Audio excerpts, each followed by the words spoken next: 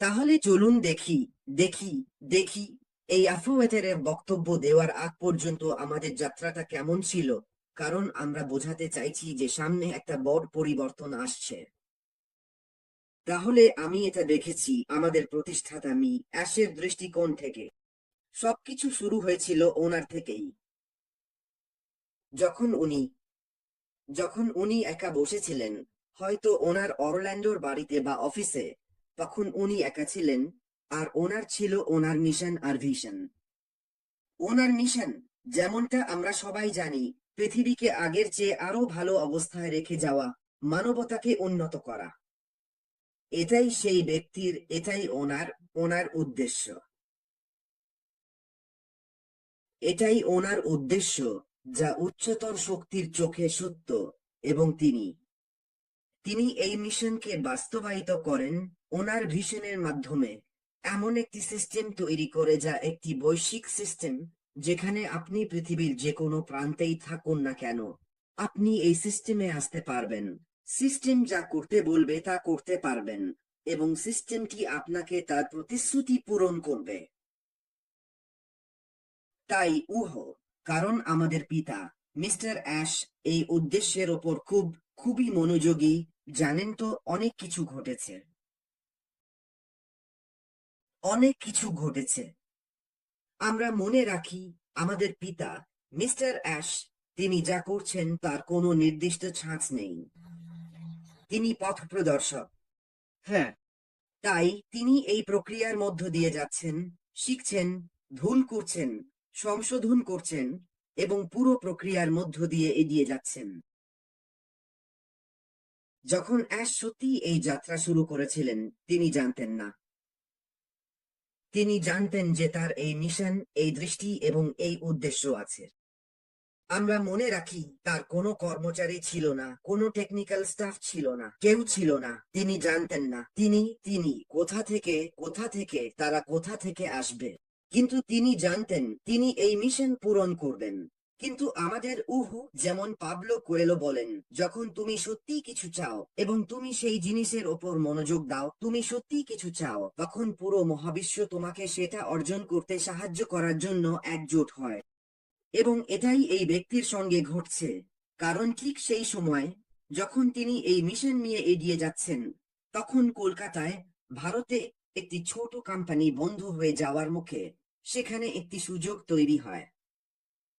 তিনি এই কোম্পানিটা কিনে নেন, সঙ্গে কিছু কর্মীও, যাদের কাছে ছিল সেই সঠিক দক্ষতা যা তার দরকার ছিল।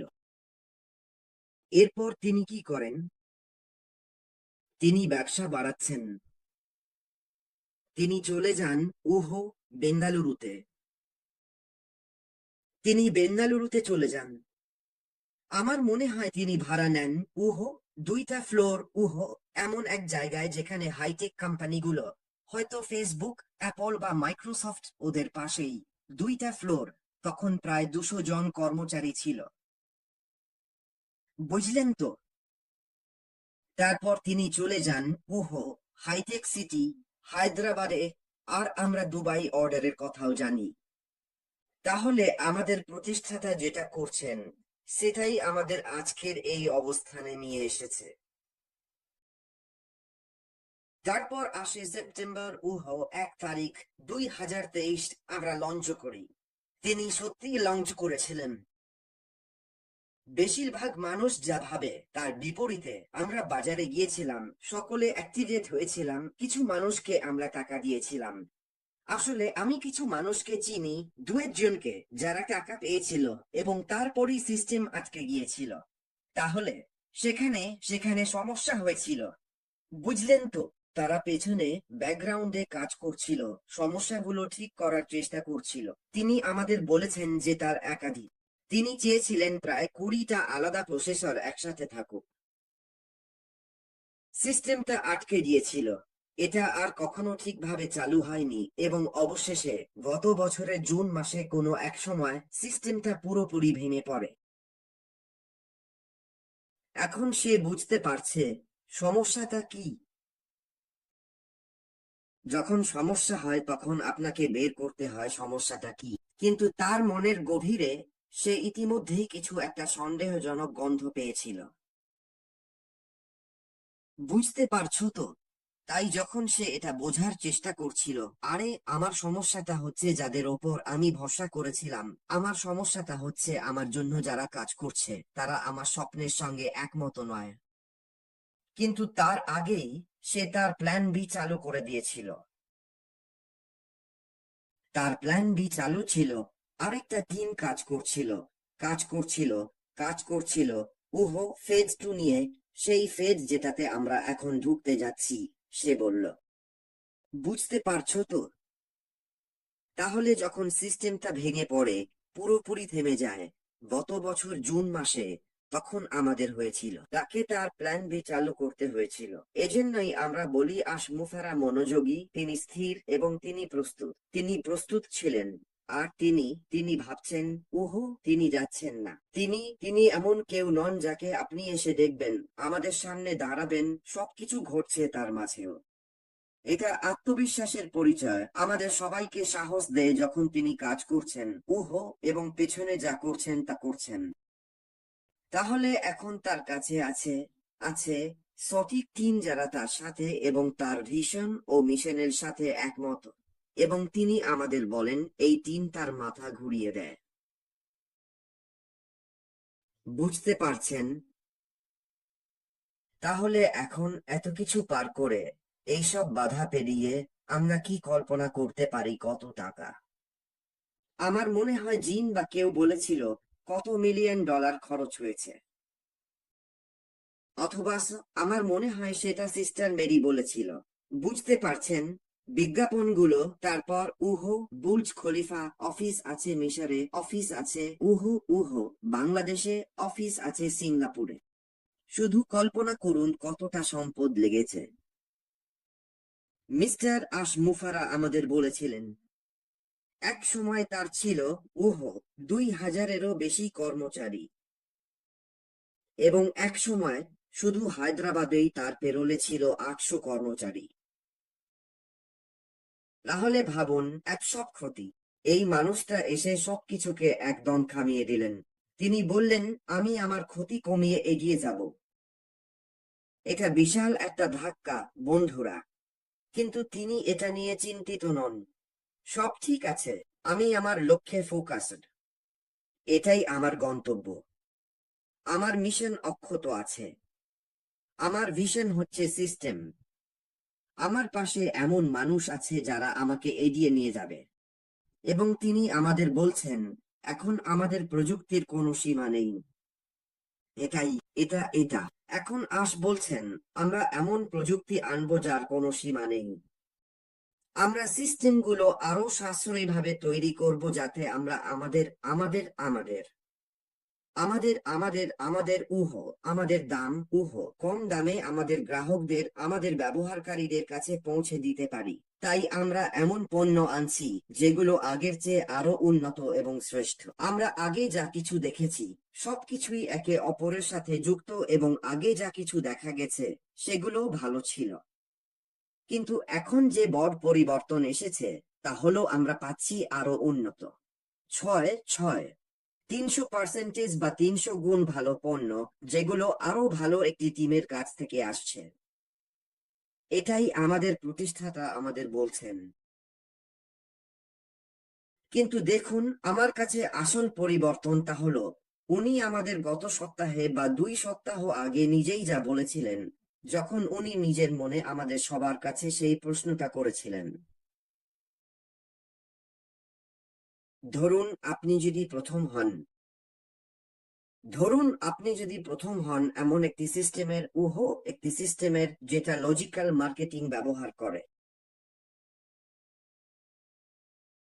লজিক্যাল মার্কেটিং, যেটা এখন সবচেয়ে বড় সম্পদ। এটা কোনো ব্যবসা নয়, না, কোনো ব্যবসা গ্রাহক ছাড়া চলতে পারে না।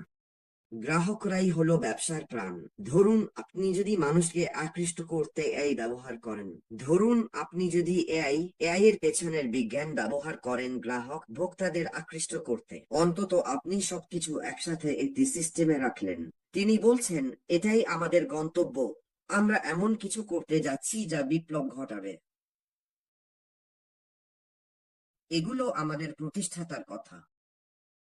তাই আমার কাছে এটাই মনে হয়, এই যোগ্যতা সম্পন্ন বক্তব্যকে আমাদের পক্ষ থেকে দৃঢ়ভাবে বলার উপযুক্ত করে তোলে যে আশীর্বাদটা লুকিয়ে আছে ভাঙনের মধ্যে, বিরতির মধ্যে, ভাঙনের মধ্যে, এবং কিভাবে এই ব্যর্থতা এক নতুন সাফল্যের পথ খুলে দেয়, সেটাই হলো। আপনি জানেন এবং একটা গল্প আছে। উম সাফল্যের গল্প কখনোই ব্যর্থতা ছাড়া আসে না। যদি আপনার জীবনে ব্যর্থতা না থাকে, তাহলে সেই যাত্রা, সেই সাফল্যটা আসলে ভালো নয়। কেউ একজন ছোট একটা শিশুর কথা বলছে, তুমি হামাগুড়ি দাও। যখন তারা হামাগুড়ি দেয়, তখন তাদের হাতে ব্রাশ থাকে। তুমি জানো মা কাঁদবে, তুমি এটা কেন করছো, তুমি আমাকে মেরে ফেলছো। সেই এই প্রক্রিয়ার মধ্য দিয়ে যেতে হবে। মা বলবে, না, এই বাচ্চাটা আমাকে মেরে ফেলবে, তুমি এমন করছো যাতে আমি মরে যাই, দেখো তুমি ব্রাশ করছো। আমি বললাম, হ্যাঁ, এটাই তো প্রক্রিয়া। তারপর আমরা 1 পা, 2 পা, 3 পা এগিয়ে যাই, তারপর ধপাস। আর যদি আগামীকাল সেই শিশুকে জিজ্ঞেস করা হয়, যেমন মিস্টার আশমুফারাও একবার আমাদের বলেছিলেন, আমাদের প্রত্যেকেই নিজেদের যাত্রার গল্প লিখবে। শিশুর ছোট ছোট পদক্ষেপ, কৃতজ্ঞতা, আবার ছোট ছোট পদক্ষেপ, আবার কৃতজ্ঞতা, এই তো। আর এই ব্যর্থতাগুলো, এগুলোই একটা বড় সাফল্যের অংশ হতে হবে। ঈশ্বর মিস্টার আশমুফারা এবং আমাদের সঙ্গে, বিশ্বাসীদের সঙ্গে এই যাত্রায় ছিলেন। ঈশ্বরের তিনটি ঈশ্বর আমাদের বলার জন্য 3টি কথা রেখেছেন। আমি শুনেছিলাম মঙ্গলবার আমার মেয়ের গ্র্যাজুয়েশনে, আমি সেখানে ছিলাম আঙ্কেল ববের সঙ্গে। সেই স্কুলের প্রেসিডেন্ট একটা কথা বলেছিলেন। তিনি বলেছিলেন, ঈশ্বর আমাদের জন্য 3টি কথা রেখেছেন। হ্যাঁ, না। আপনি যখন ঈশ্বরের কাছে কিছু চান, ঈশ্বর বলবেন হ্যাঁ, না, অথবা আমি তোমার জন্য আরো ভালো কিছু রেখেছি। এটাই আমাদের জন্য সেই আরো ভালো কিছু। এটাই যুগান্তকারী সাফল্য।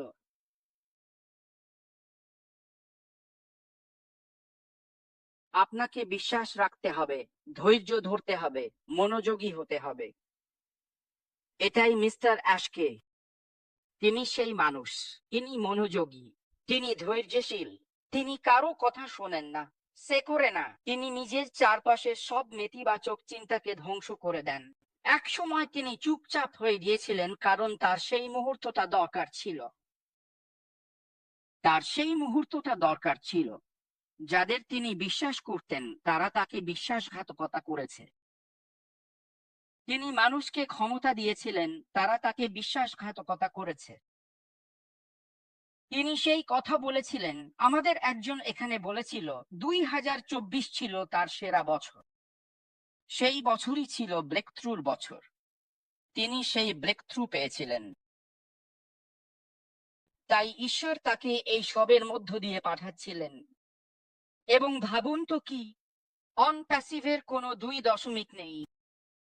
আমরা এমন এক নতুন পর্যায়ে যাচ্ছি যা আরো ভালো, আরো বড় হবে।